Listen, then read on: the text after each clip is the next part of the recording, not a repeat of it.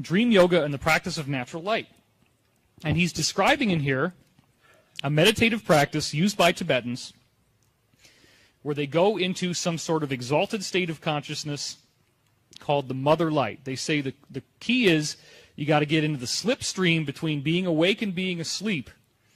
And that in that slipstream, it's also the slipstream between living and dying. And when you die, normally you go into the bardo in Tibetan Buddhism, which is the same as like a big bad repeating dream, sort of like Groundhog Day, where you got to go through your karma over and over again and see all the ways that you hurt people and experience their pain as if you had experienced it yourself.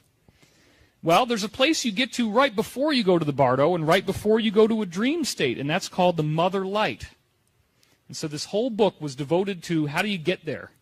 And the name of their Buddhism is called Dzogchen, which is another name for the mother light. Well, the trick is that if you can start to access this mother light reliably through meditation, getting that slipstream between waking and dreaming, living and dying, then lo and behold, eventually you get to a point where every thought that you have is a thought of love, not anger. And at that point, you have officially graduated from the need to be human. The whole reason why these extraterrestrial beings apparently are here, at least all the good ones, which is the majority, is that we are one of millions of inhabited planets in our galaxy inhabited with human or hominid life.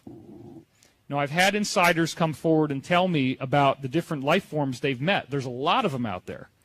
I know one guy who's met over 40. I know another guy who's met 17. I know another guy who's met over 200 or even maybe over 400. There's another guy who's met over 100. Now, these people, you sit down with them and you talk to them, and there is no doubt in your mind that you're talking to somebody who really knows what they're talking about. Why? Because I remember what everybody tells me. I don't disclose a lot of it publicly. That's so that I can weigh out what people are saying. And what you find out is that the people who really know this stuff, they always start saying the same kind of things over and over again. There's no lack of complementarity in their reports. It's very, very similar. So I don't think that you have to get to this Olympic athlete point of meditation where you can get there just to this 100% loving level. That's very, very difficult. When you get put under pressure and stress and difficult things happen, good luck trying to not get angry. I mean, there's things that can happen to you, and so it's a very, very profound discipline to try to get to the point that you never get mad. I certainly am not there yet. I get pissed, and it's not good when I do. But I try not to inflict it on other people. I don't always succeed. Today being one example, but that's a whole other story.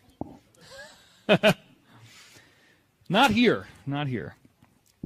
So Father Francis Tiso in the mid-1990s actually came to Tibet, financed by the Institute of Noetic Sciences, to study this crazy phenomenon that's the after effect of practicing this Tibetan Buddhist teaching. Because what happens is you achieve something called rainbow body, and that's the main subject of what we're here to talk about, and how this all relates to UFOs and synchronicity. He actually personally witnessed the ascension of this man, Khenpo Achos. This man actually dialed back the clock. He told people when it was going to happen. He knew when it was going to occur. They wrapped him up in burial cloth. His body slumps over. He appears dead. They wrap him up in burial cloth. And then, during the course of 7 days, his body started to shrink in size. Now, bones don't shrink in size. Skeleton isn't going to shrink. Even if you burn a human body, you still find the skeleton in many cases, unless it's really high heat like cremation. Well, his skeleton, his bones were shrinking, as was the whole body. And as they looked at his face, it got younger and younger looking inside. There were rainbows coming out of the hut where this was happening. There was angelic voices singing. There was wonderful odors coming out like perfume. All this stuff is taking place because he had achieved what their teaching was there to do, which is to get you to the next level of human evolution. And I ultimately believe this is everybody's destiny. Tibet just got a nice inheritance from the universe that made it a lot easier for them, and we'll talk about how that happened. These are their stupas. This is a symbol of the human energy field, actually. That circle up on top is the crown chakra, and that little room is where the heart is. And then the column, that like cone that's red, it represents the spine and the energy field that goes up the spine as you activate your light body. So they have these all over the place in Tibet. And they have a lot of really beautiful architecture.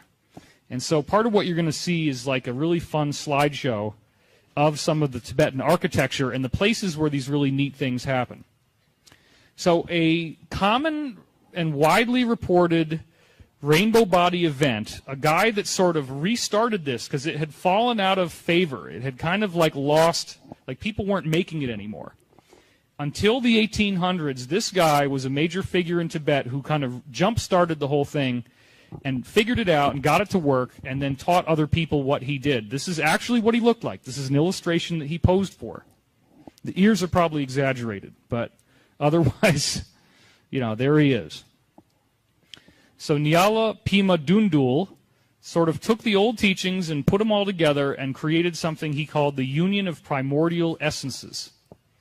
And in 1872, he actually achieved rainbow body in front of 500 witnesses.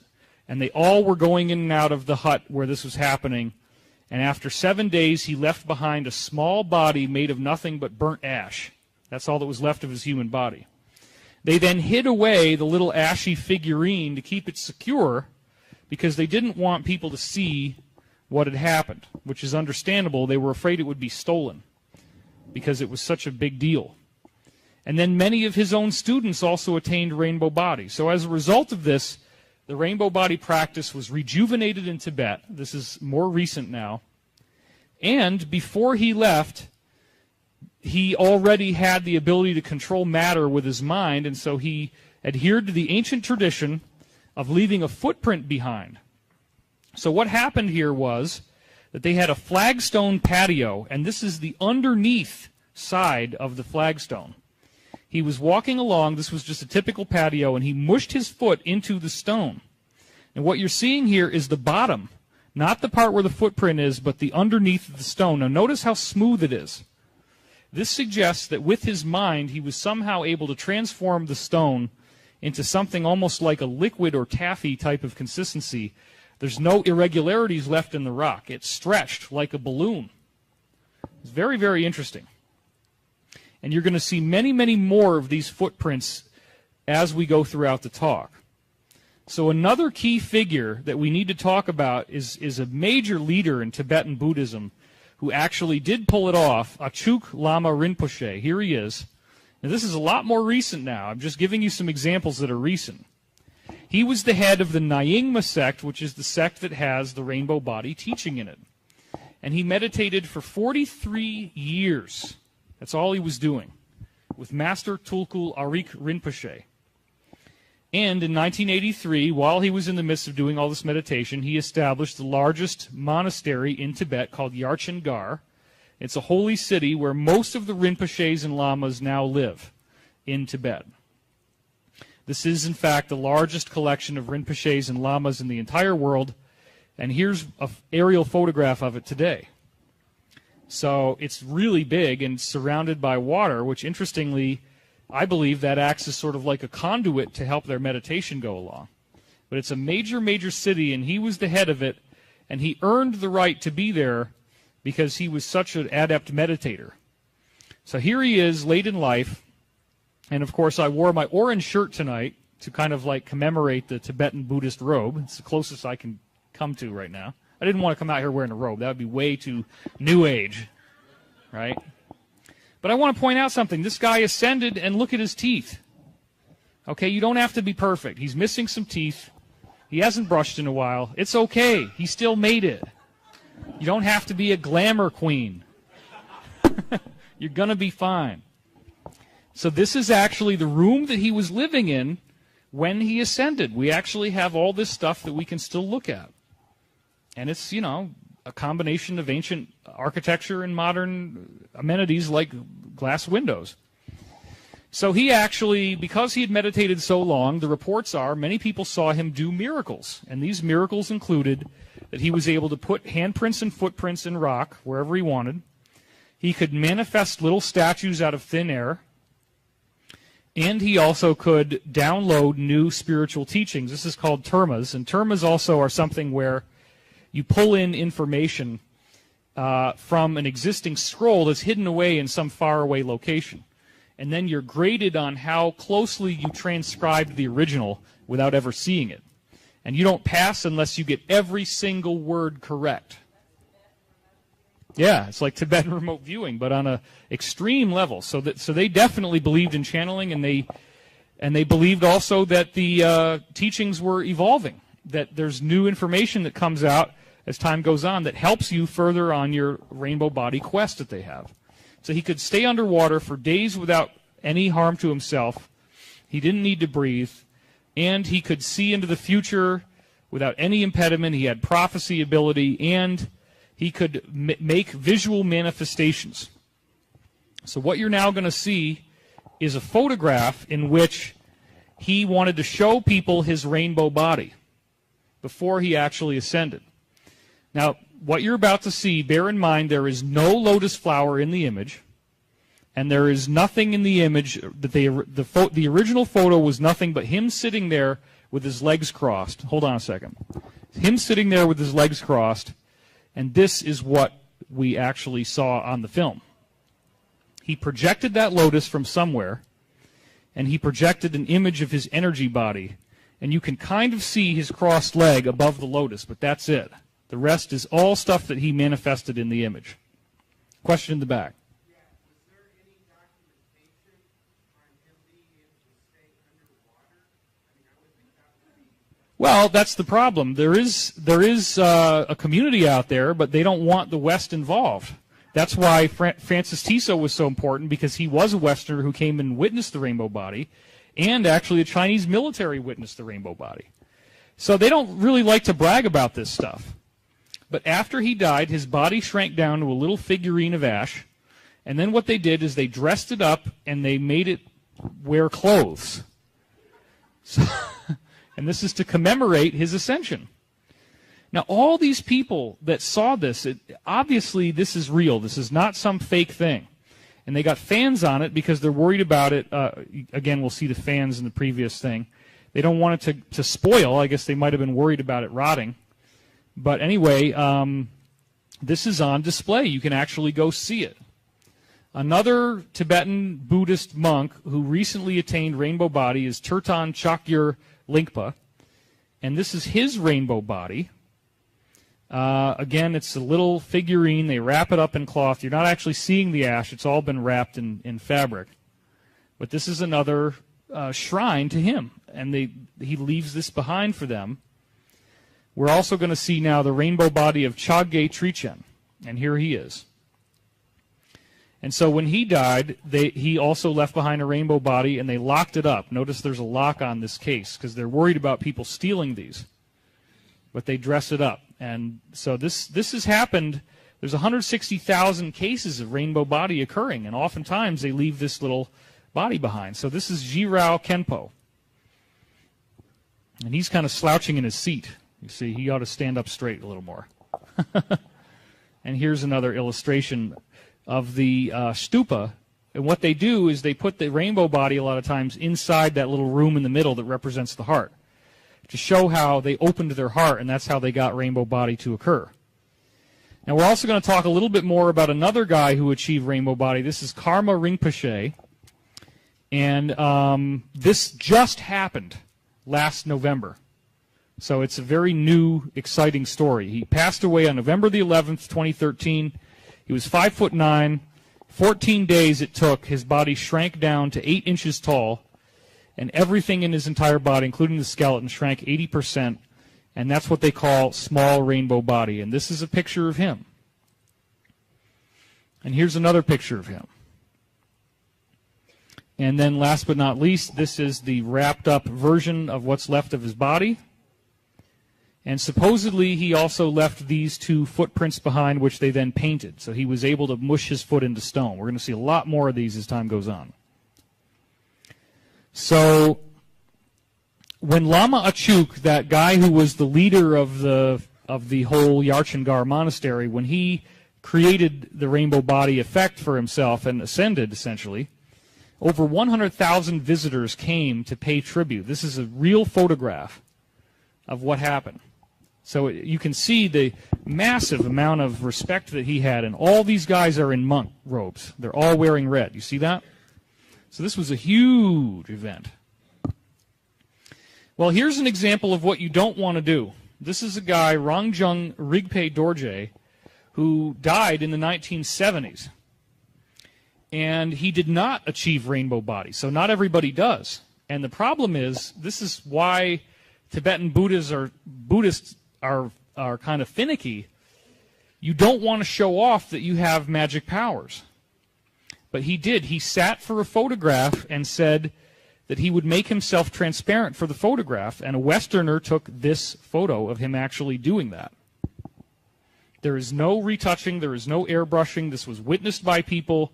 He was sitting there. His body actually looked like this in person, and then they took the photograph.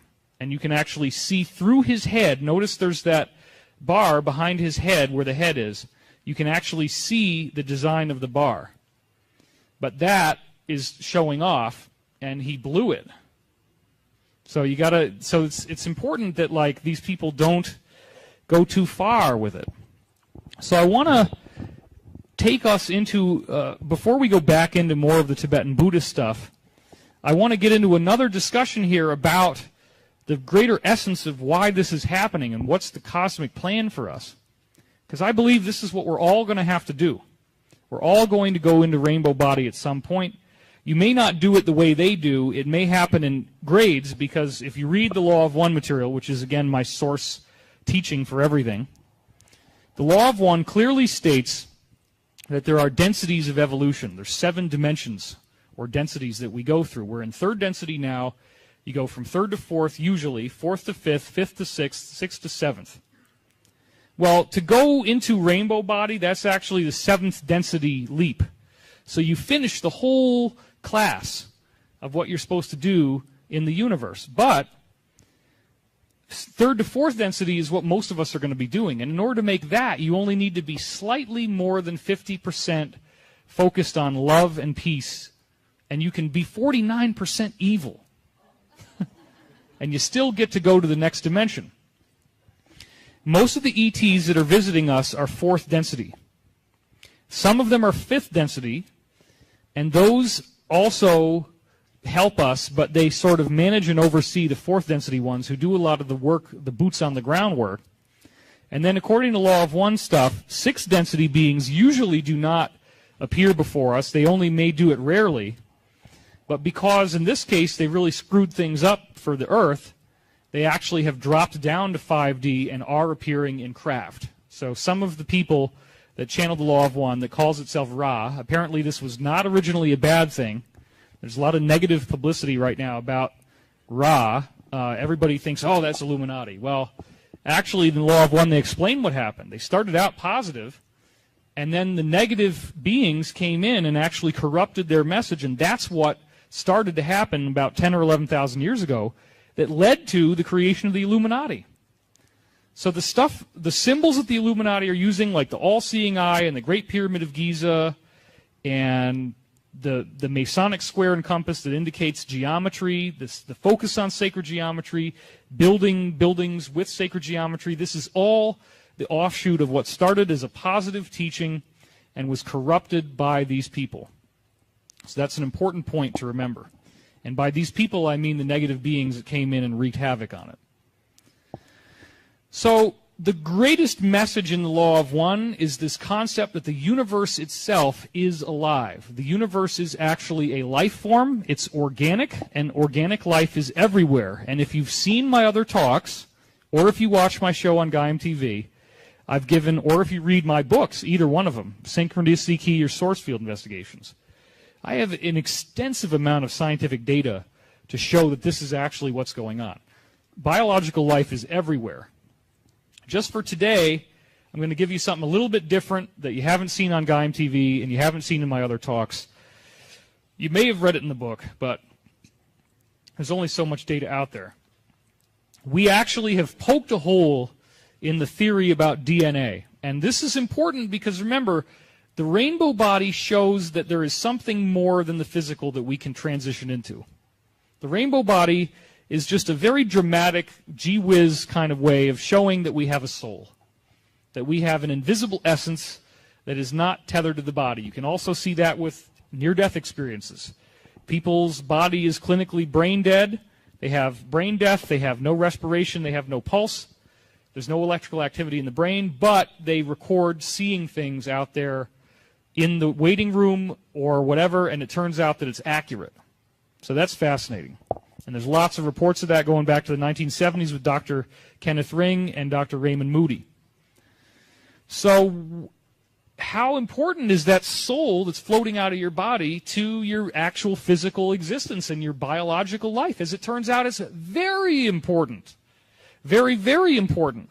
Your DNA is only actually an antenna that conducts the energy of the soul into your body. That's all it's doing. The soul is actually what makes your facial features. That's why people reincarnate and they look like the person they did before. That's the whole work that you've heard me talk about before with Dr. Ian Stevenson. He researched over 3,000 cases of reincarnation in the Middle East of children that remembered their past lives, and he found out that they could remember accurate details of places they'd never been, people they'd never met, and whenever it was a real case, they looked just like the person they recommended that they had been before, which strongly suggests that reincarnation is real.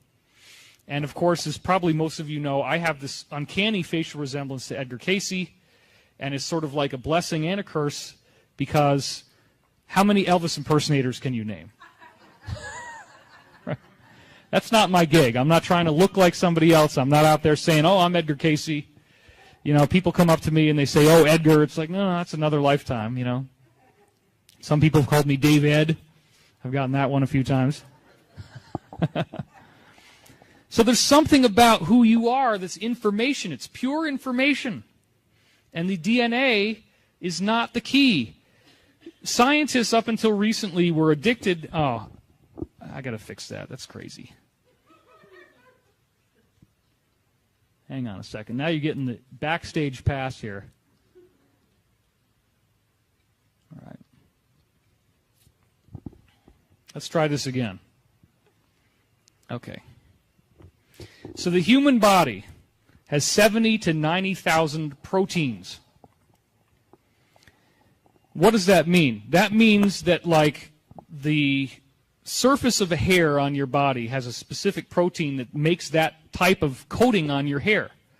The surface of your eye has a certain coating. All of the organs, all the different tissues in the body, there's 70 to 90,000 different proteins that they can go in and measure and actually analyze them and figure out, okay, this is a specific biological thing made out of amino acids that makes the body. Well, there's 70 to 90,000 of those, and up until the year 2000, scientists believed that there must be at least one gene for each protein. Now, what's a gene? A gene is a specific little segment of DNA that's separate from other specific little segments. And this is what they've been studying. So you know that the traditional model has been, oh, well, genes, the DNA molecule has everything, right? Because you can clone a cell, and the DNA appears to have all the information that's needed to clone a fully living organism. But there's something missing, because scientists believed there had to be at least 70 to 90,000 genes, one for each protein, and they also conservatively estimated they had to have another 30,000 genes that would do all sorts of things like regulating the growth of these different proteins and all of the mysterious stuff involved in creating our awareness, our emotions, and our actual intelligence and our memories. So they wanted to think, well, there's a gene for the memories that you have, and there's a gene for anger, and there's a gene for sadness, and all this stuff. So up until 2000, this was a very commonly held view in science, and you'd hear it in college class, and you'd hear it in high school. Oh, the memory is genetic. Everything is in the genes. Well, everybody got a big slap in the face, and then it all went quiet, because when they mapped out the human genome in 2000, they only found that we had 34,000 genes. That's way, way too little. So something crazy is going on here that they can't explain, because 34,000 doesn't account for anywhere near the number of proteins that we have. And then it gets even worse, because This little roundworm called Caenorhabditis elegans is commonly studied, and I practiced that, thank you. Ah, I did it again. Hang on a second. It's too good to not animate this properly, so here we go. So Caenorhabditis elegans is this little roundworm that is studied like crazy in laboratories because it's so primitive. It only has a very small number of cells. In fact, its body has exactly 969 cells and not a penny more. Now, this primitive little roundworm has a very, very primitive brain that is of about 302 ordered cells. So this is a very tiny little thing. It's microscopic. It's considered a microorganism. It's one of the most primitive microorganisms out there. And that's part of why it's studied in the laboratory. It's resilient. They can chop it up. They can dice it up and throw it in a blender and do whatever they want to do with it. This poor little thing has been abused like you can't imagine. But also the human body has 50 plus trillion cells. That's a heck of a lot more than 969. So in the traditional view, right, the number of genes in the human body should be a lot more than this silly little roundworm with 969 cells. How many genes do you think they found in Caenorhabditis elegans? They found 24,000 genes, only 10,000 less than the human body. And then what was even more bizarre was that when they studied the fruit fly only had 15,000 genes and yet is a far more complex organism with a lot more cells than Caenorhabditis elegans. So the human body only has 10,000 more genes than the simplest, humblest life form that science ever studies as an organism. So you see right here, it's like the emperor has no clothes. We've poked a hole in the mainstream model that is so large that there is nothing you can do about it. It's simply not what we thought. Something has to completely be altered. Now, we're going to stick with our Caenorhabditis worm for a minute, and we're going to talk about a very important point that's mirrored in Tibetan Buddhism. Now, most people think that if you meditate in a cave for 40 years, that you're basically happy all the time, that you're blissed out. Oh, yeah, isn't this great? No, the Tibetan teachings actually say that stress, if you don't have enough stress in your life, you can't achieve rainbow body. The whole point is to see everything as a loving experience, and that means that you actually are stressed out, but then you transfigure your stress into a loving response.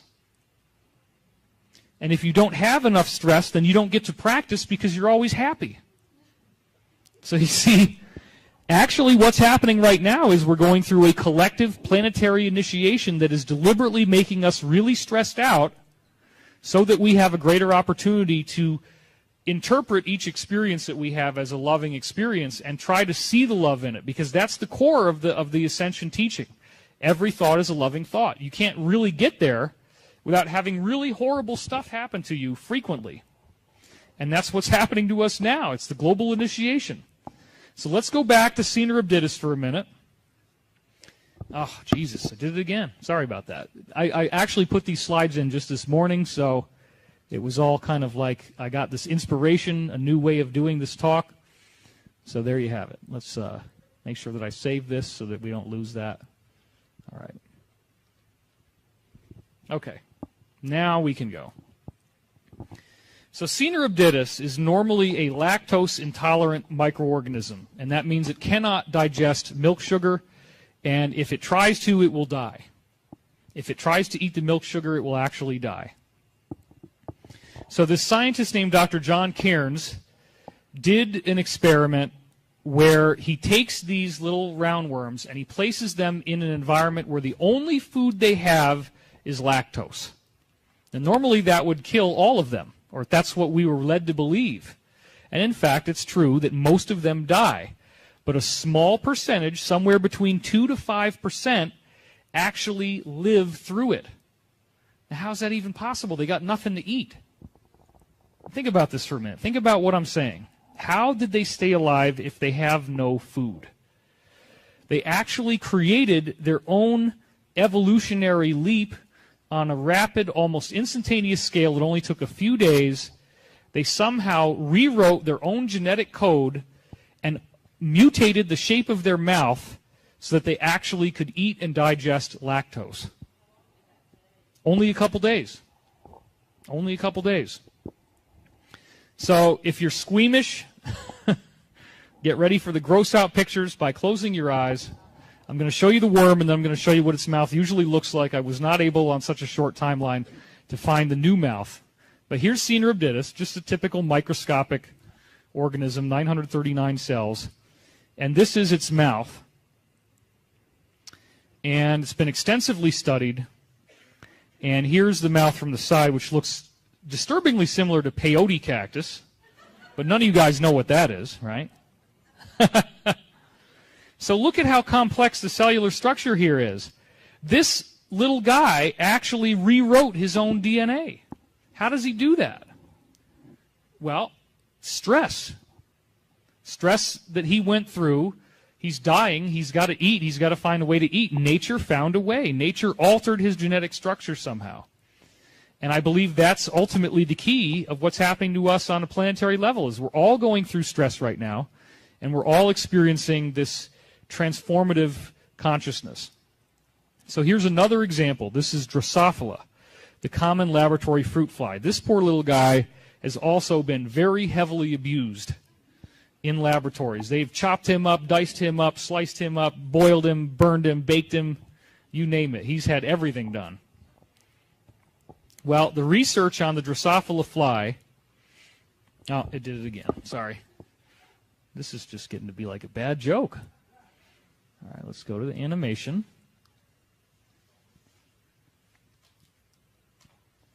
Let's see, that's what happens when you squeeze in a bunch of new material at the last minute.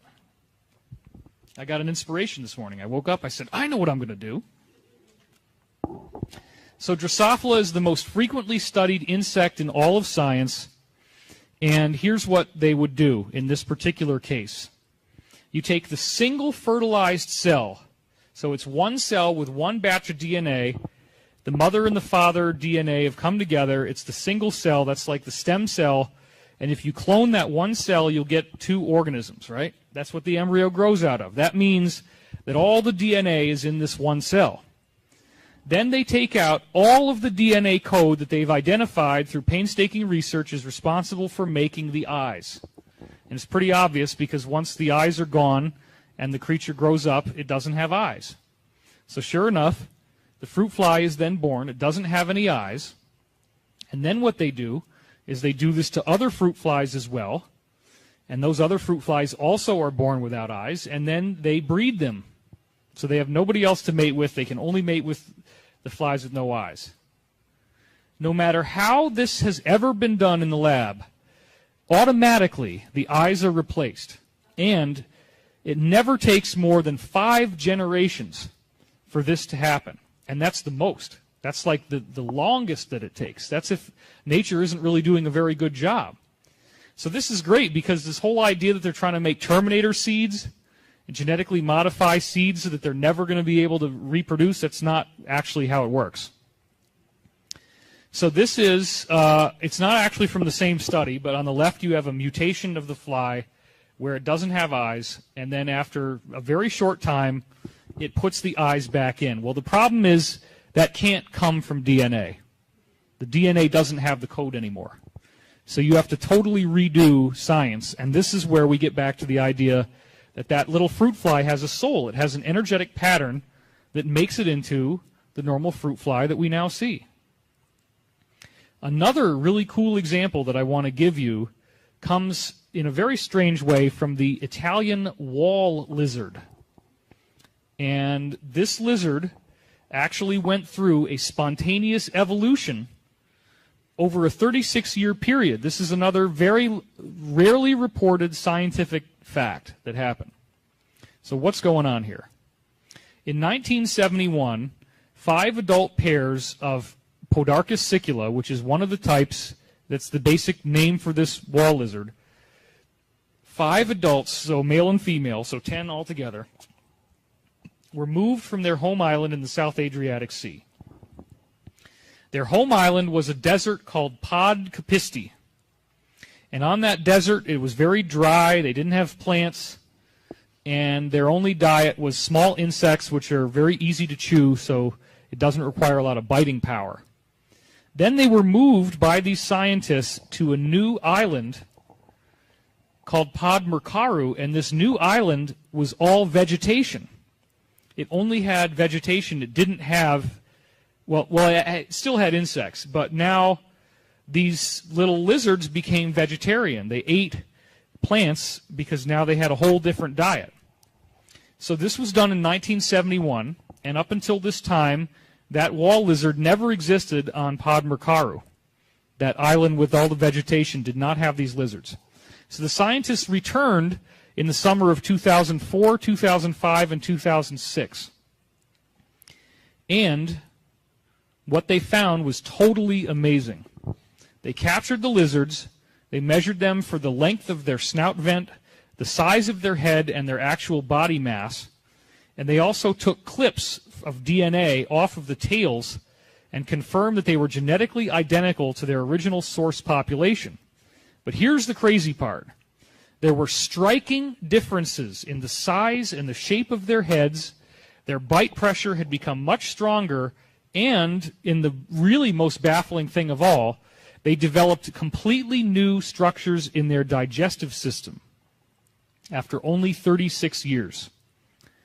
So this is actually the cecal valve that was grown in, and what this is a little pocket in the stomach that holds fermentation, because you need to ferment vegetables in order to digest them, which you don't have to do with insects. So they literally grew a fermentation factory in their body that their bodies never had before. And their jaws became a lot thicker so that they could, the muscles of the jaw and the size of the mouth became a lot thicker because they had to bite harder to get through these plants. So here you have different types of this lizard, and we're literally seeing the whole body got larger.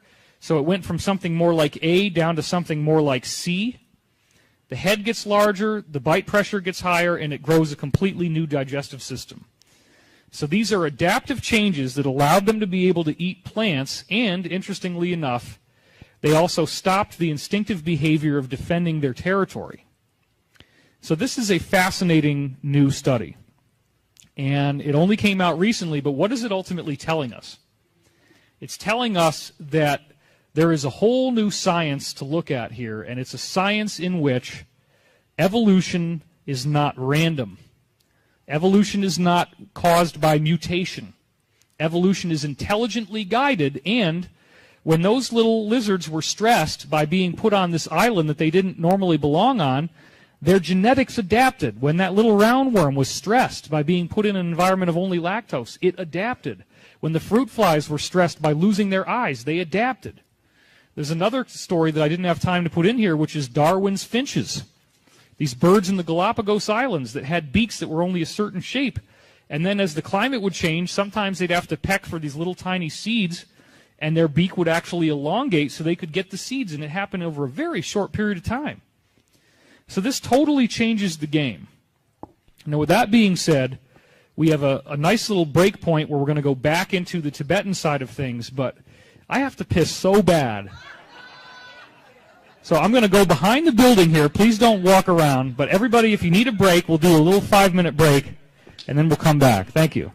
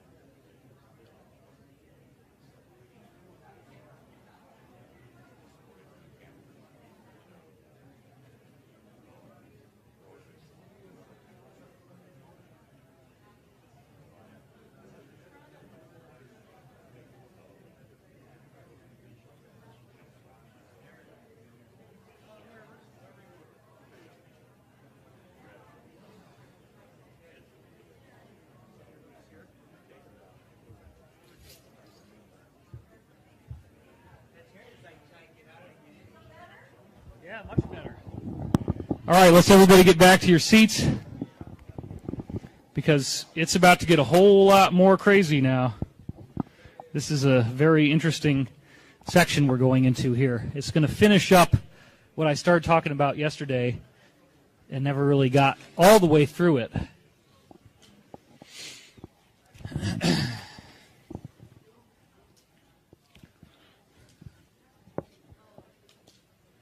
So the cosmos is a pretty mysterious place. And, you know, science has gone through all these stages where we think we know everything, only to find out, no, we're actually nowhere near ready to know the truth. We don't know the truth. And so this is another great example in which I've now showed you the DNA being rewritten while the organism is put under stress. So part of what I keep talking about is that we're going through a global initiation. Well, initiation, by definition, is a stressful event that happens to all of us on a collective level. And that is definitely happening. I mean, I have had death threats like you can't imagine for doing what I do. So I've certainly had to deal with stress in my own life. I've taken on the darkest, craziest villain on earth and exposed some things about them that I was told if I even did a Google search on it that they would be knocking on my door the next day, and that if I was lucky I could spend the rest of my life living in an underground facility. If I was lucky. And that more likely I would be tortured and then killed.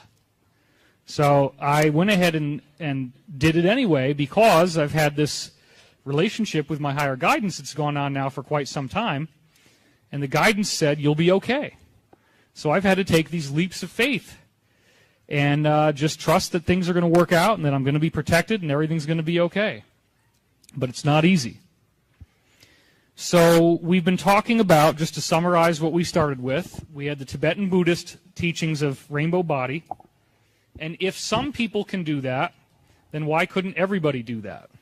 That's what I believe our destiny actually is. Our destiny is that we all achieve this higher level spiritual evolution. There is a class. And the only way that people are actually reaching this rainbow body is by trying to make it so that every thought they think is a loving thought. That's a very difficult discipline. But as I said, the law of one material explains that there are grades of evolution that we go through called densities, and that these density levels represent different benchmarks.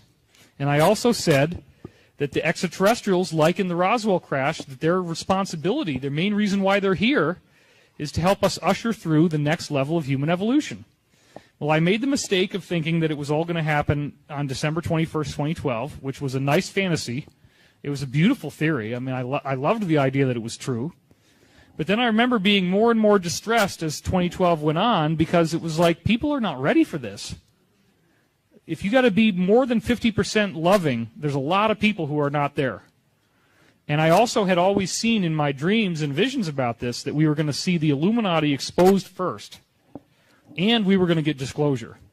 That both of those things were necessary predecessors before any type of large-scale event took place. But just because a large-scale event did not take place in the year 2012 absolutely does not mean that it's been canceled, or that, oh, it's just going to be this long, slow, boring thing. Not at all.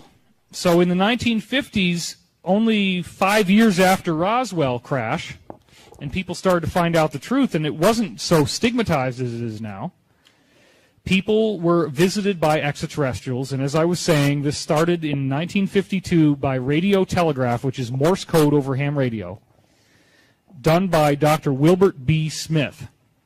He was a Canadian radio engineer who also had a security clearance with the Canadian government and military. And in Grant Cameron's website, presidentialufo.com, you will see in there reports about how apparently Wilbert Smith was given pieces of the Roswell wreckage to analyze the metal. And the thing that was so crazy about it was very, very lightweight, but you could not do anything to damage the metal, not even a blowtorch. It just wouldn't bend or break at all, even though it was smashed. So he was trying to figure out more information about who are these people and what's going on, where did they come from. Well, the problem is the dead bodies don't talk. And the government's not about to let him interview E.B.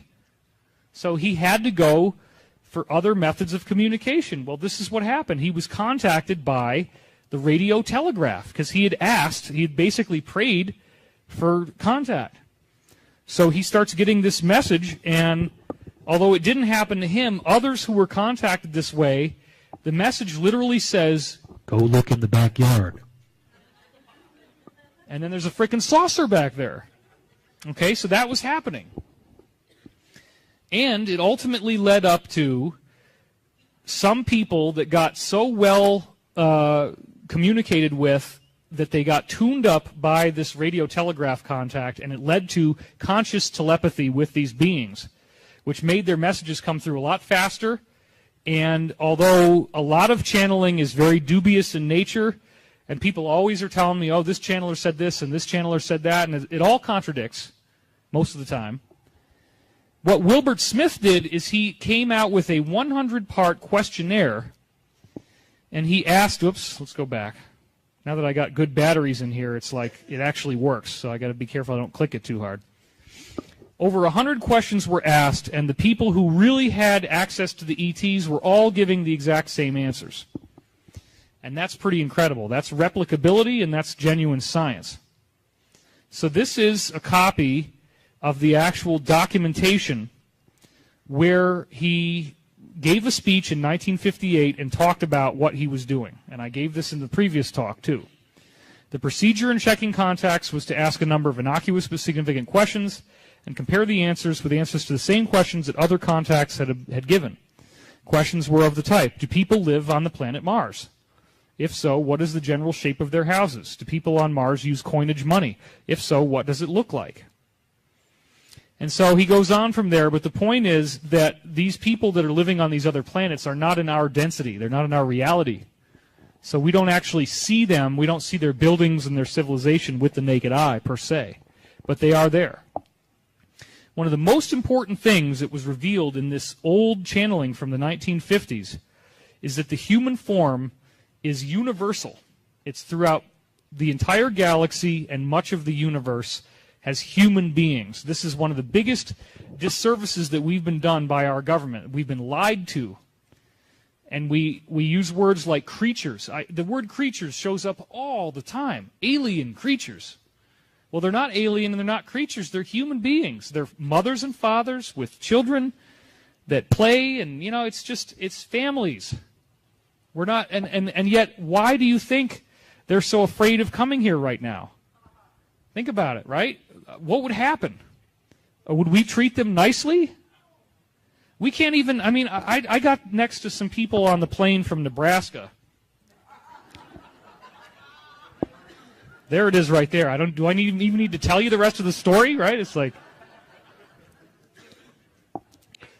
this guy actually said, where are you from? I said, upstate New York. He said, oh, there's like 7 people that live up there, right? He said, you know Noel Rosenblum or something like that? Well, yeah, there's like 7 people and 4 of them are Jews. I'm like, dude, are you serious? Well, you know that Obama, he wasn't born here. He just starts going through all this stuff. You know any welfare queens? Oh my God, dude. So, you know, Arabs being called towel heads. I mean, I heard all kinds of crazy stuff. It's like, really? So, no, this was Nebraska. This was definitely Nebraska. So, anyway, if we can't even get along with people from another culture with a different skin color, then what happens when we meet people that have had 10,000 years of documented history or 50,000 years of documented history, and they were born on a totally different planet? And our media has disinformed us and said, oh, well, you know, they're shapeshifters and they're reptilians hiding under human skin and they're going to rip their face off. The biology is consistent throughout the universe. Everybody's got DNA. Everybody has tissue. These people can be shot. They can be hurt. They can be killed just like the rest of us. So they're looking at the tribal state that we're in, and they're realizing it might not be a very good idea to show up right now. Let's just kind of let these people sort this out and figure out what's really going on and come into a greater understanding. So this is the part of the talk where he says that the human form extends throughout the universe. And that the form of, let's see, did I go backwards? Oh, there we go. Okay. And he's using the typical gender-biased language of the 1950s. He says, the human race in the form of man extends throughout the universe and is incredibly ancient. Also, its appearance in physical form is only one of many manifestations that it makes along its line of progress. So that's very cool. That means that, look, what's happening here on Earth of people with flesh and blood bodies, that's happened over and over again. That's the cosmic plan. So as impossible as it may seem that we could go to some other level as a planet, it's going to happen because it always does. We go through a dimensional shift. I also, in the previous talk, gave this quote where he says, I am informed that science is really much simpler than we imagine and all the parts fit together with no corrections. And if we do this, we will be able to enjoy the technology and the way of life demonstrated to us by this presence of spacecraft and our brothers from elsewhere. That everything is part of a single jewel. That's another thing that he said. So I also described in my other talk the 1950s contacts. This is also, again, if you check out Gaiam TV, and please, if you sign up for my show, Wisdom Teachings, you got to do it through wisdomteachings.com. Not through GaiamTV.com, because it's only if you sign up through the link that says wisdomteachings.com that I actually get any financial credit for the fact that you signed up or that you stay subscribed. And there will be other ways to do it too. I'm going to have affiliate links, and when I work with those affiliates, they will have their own links so that they get some of the credit too. But right for now, that's the only way I actually get any credit for it myself.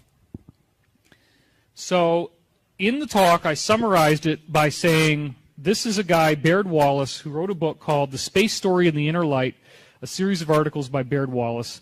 Here is the publication date. It's 1972. And this is fascinating material because this is a summary of the information that came through from all of the contacts that Wilbert Smith vetted out as actually being authentic. All of this information in this book is a summary of the stuff that was 100-part questions, and everybody answered it the same way. And what it tells us is, get ready, buckle your seatbelt, and get ready for blast-off. Because something much bigger is going to happen on Earth than what we have seen happen up until now. There is apparently going to be an incredibly profound cosmic metamorphosis. And again, it's so ridiculous that a lot of people think that just because it didn't happen in 2012 that the whole thing's been canceled. It shows up in Islam. If you read the end of my book, Synchronicity Key, I have some amazing quotes from the Quran. It shows up, I just found it in the book of Enoch. I haven't had time to put that into the show either. Those quotes and many others are going to be in a similar talk I'm doing, but it's 7 hours, and it's in 2 weeks at LAX Hilton Hotel through Conscious Life Expo. So you can go to consciouslifeexpo.com and find that talk there. That's longer than what I have time to do today, so I'm going to go into more detail, including a lot of these other quotes that all say the same thing I'm going to give you here. The contact information states that our solar system is transitioning from third to fourth density, and it's going into a new area of space. This is what creates the so-called golden age. It's a total dimensional shift in the way that the world runs. Everything changes.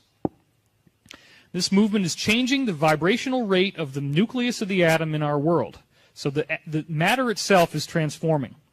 This will have great impact on the form and expression of plant and animal life on our planet, and it will have great impact on the consciousness of human beings.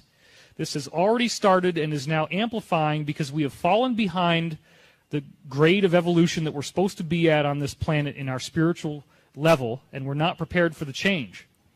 Then it says the quality of life in fourth density is a quality of emergence, the recognition from childhood of the inner presence of the Creator. We all sort of wake up to that.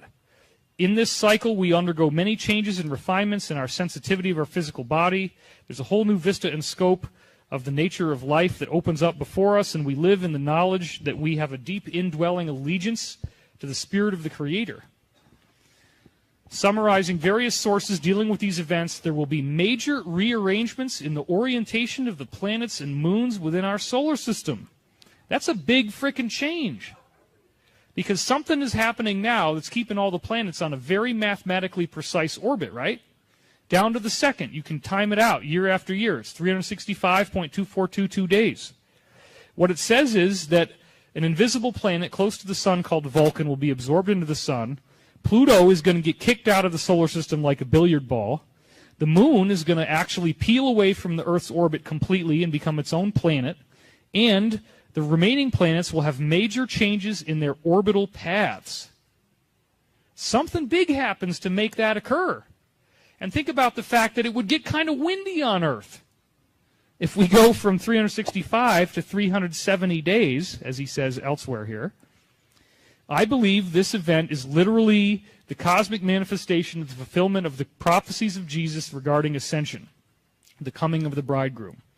The contact sources tell us that solar emanations from this newly transformed sun will have a direct impact in refining and spiritualizing our nervous system as we pass into this new condition of life that is being brought to this world. And again, over 30 ancient cultures have encoded in their mythology the basic mythological concept of the Golden Age. It is very, very consistent. It's always, hold on a minute, it's always tethered to a 26,000-year cycle. And the cycle ends as of 2012. We're now in the new cycle, but apparently this big change that they've been prophesizing hasn't happened yet. Question in the back.